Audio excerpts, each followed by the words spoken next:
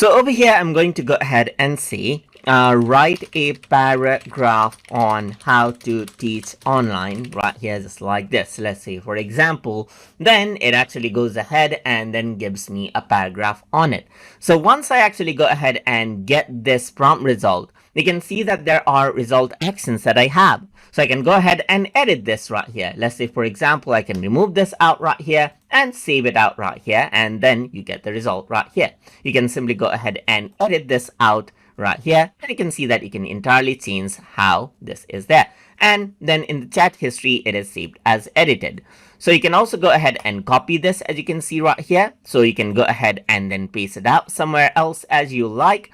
And then if you don't like the response, then you can also regenerate it out so that you get a different variation of the prompt result right here, just like this.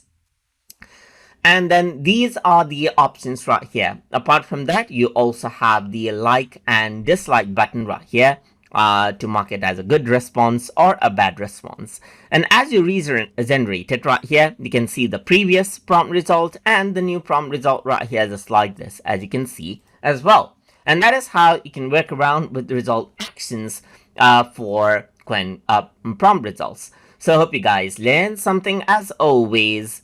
And as always, please like, comment, share, and subscribe.